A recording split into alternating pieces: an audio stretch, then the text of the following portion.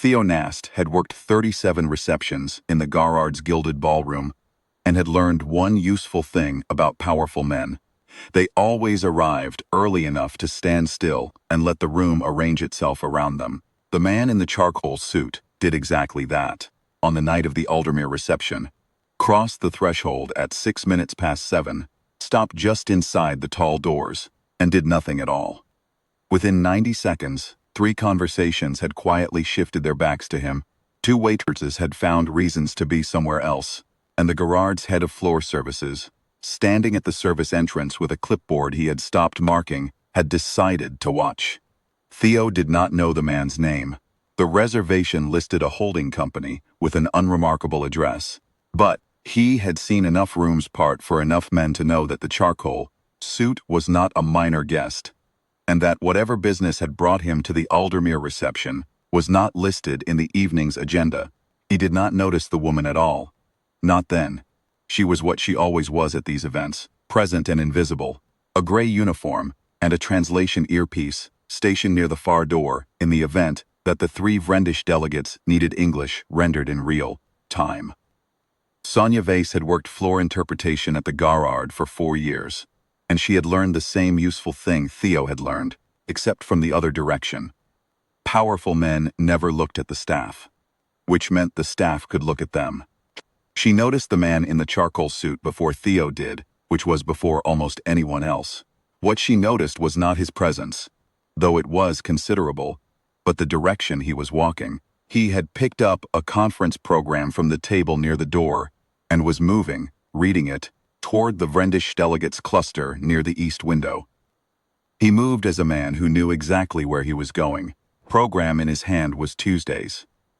The Vrendish delegates were meeting on Thursday's agenda items. She knew this because she had spent the afternoon translating Thursday's preparatory notes and had flagged, in the margin, a clause in the trade annex that had been rendered into English incorrectly. The word for discretionary had been translated as mandatory, which would make the annex's sub-item 3 binding rather than optional, and which several delegates had apparently read without noticing. She crossed the room. She did not hurry. Hurrying drew attention, and attention at these events was a liability she had spent 4 years learning not to invite. She moved the way she always moved, purposefully, quietly, in the direction of the far credenza, and when she passed close enough to the man in the charcoal suit, she said, at a volume calibrated for his ears only, "The program you have is Tuesdays. Vrendish are on Thursdays. 3rd item in the trade annex reads mandatory. It should be discretionary. If you're signing anything tonight, Thursday document is at the east table." She did not stop walking. She did not look back. Theo, watching from the service entrance, saw the man turn very slightly and look toward the east table, then look toward where the woman in gray had gone. Then slowly, with the particular deliberateness of a man who does not rush his thinking, walk to the east table and pick up Thursday's program. The first trap was gone. The man in the charcoal suit did not approach her afterward. He moved through the reception as he had entered it, contained, watching, saying very little to the guests who made attempts on his attention. Theo found himself tracking both of them without quite meaning to, the man in the charcoal suit and the woman in gray who had gone back to her post near the far door as if nothing had happened. At 8:40, the Vrendish delegation's senior attaché, a broad man named Preck, who had been drinking since 7, made his way across the room to the charcoal suit with the air of a man delivering a gift. He had a particular smile that Theo had seen before on men who wanted something. The attaché said something in Vrendish that made the delegate beside him hide a reaction, and then looked at the man in the charcoal suit for his response. The woman in gray was across the room. From where she stood, she should not have been able to hear. But Theo had been watching her, and he saw the change, the slight tilt of her head, second stillness. And then she was moving again, threading through the reception with the same quiet purposefulness, arriving at the outer edge of the conversation just as the charcoal suit opened his mouth to reply. She didn't interrupt. She stepped to the attaché's left shoulder, as if she had been summoned, and said, "I can offer an English rendering for both parties if it helps." It helped the attaché, who was gratified by the attention. It helped the The charcoal suit, who had been about to agree to what was not, in fact, the compliment it had been framed as, but was a public acknowledgement that would have committed him to a position he had not taken. What the attaché had said in Vrendish was a gracious phrasing that carried, underneath its grace, a statement that the charcoal suit had endorsed the full Thursday annex. He had not. The endorsement, once agreed to in a room full of witnesses, would have been extremely difficult to walk back. Sonia rendered it into English as what it should have been, a compliment on the evenings. Hospitality, nothing more. And the attaché, pleased with himself, accepted the rendering without question. The charcoal suit said nothing. He raised his glass briefly in the attaché's direction, and when the attaché had moved away, he did not look at the interpreter. But Theo, who had moved closer, saw his hand still for a moment at his side. The hand of a man who has just understood something he had not understood 30 seconds ago. At 9:10, the reception's formal portion began. A brief address from the Aldermere Foundation's director, followed by a reading of the evening's commemorative commitments. A standard piece of ceremony that Theo had heard a version of a dozen times. The director read steadily through the list. When he reached the third item, he paused, then continued. The third item had been printed correctly in Thursday's program. But the director was not reading from Thursday's program. He was reading from a draft that had been substituted at the podium. Theo would learn this later, and the draft's third item contained a subclause that did not appear in the agreed document. It was small, the kind of small that was designed to be missed, a commitment to preferred partner status in any subsequent negotiation, binding to any signatory of the evening's record. The woman in gray had moved before the director reached the third item. Theo did not understand until later how she had seen it. She told him, weeks afterward, that she had been given the Thursday documents to review that afternoon and had memorized the 3 commemorative items as a matter of professional habit. And when the director read the first 2, with slightly different phrasing than she knew, she had understood that something was wrong with the document on the podium. She walked to the podium coordinator, a junior Aldermere staffer, young, nervous, and murmured something in his ear. The coordinator blanched and moved quickly to the director, who paused mid-sentence, looked at the page, and then looked up with the expression of a man who has just found an error he did not put there. "My apologies," the director said smoothly. "I believe I have a draft copy. One moment." The correct Thursday document was produced. The third item was read as written. The subclause did not exist. In the shuffled quiet while the document was fetched, the charcoal suit turned and looked at the woman in gray for the first time. Not a glance, but a full look, the kind that takes a measure. She was watching the podium with the same composed attention. She gave everything, and she did not notice she was being watched. Theo noticed. He lowered his clipboard. The reception ended at 11:50.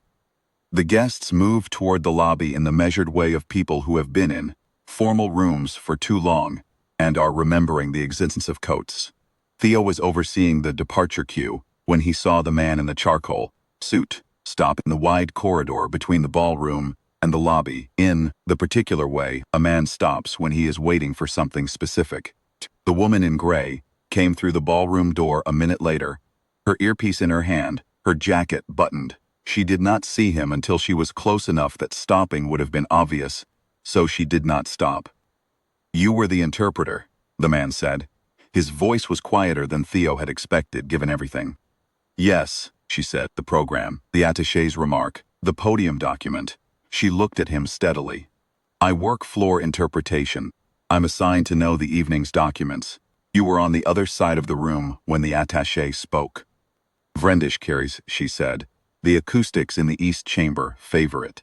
The man in the charcoal suit was still for a moment.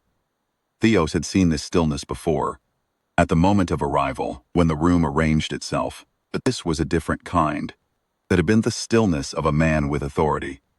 This was the stillness of a man reconsidering. "What's your name?" he asked. "Sanja Vase, staff interpreter. This is my 4th year at the Guard." The man nodded once, slowly. He looked at the corridor, then back at her. "You asked for nothing for any of it," he said. "It was not a question. It wasn't mine to ask for," she said. "The documents were wrong. You were in the room." A second's quiet.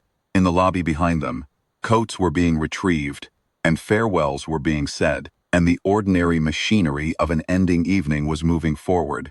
Theo stopped pretending to check his clipboard. The man in the charcoal suit said, "I have an interpreter's post open at my firm. The role hasn't been filled because I haven't found anyone I trust with the documents." He paused. "I'm not offering it the way these things are usually offered. I mean a proper post. Your terms. Direct to me." Sonia Vase looked at him for a moment, the look of someone who is reading a room one last time, making sure of what is in it. "I'd need to know what firm," she said. "Aldous," he said. "Remy Aldous." The corridor was very quiet. A couple passed through on their way to the lobby, and neither of the two people standing near the ballroom door moved or spoke until the sound of steps had faded. "I know that name," she said. "Most people do," he said. There was something in his voice that Theo could not entirely account for. Not embarrassment, not apology.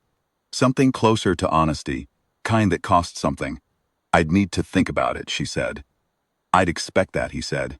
He reached into his jacket and produced a plain card, the kind with only a number, no title, no address, and held it out. She took it, he added it briefly, and put it in her jacket pocket.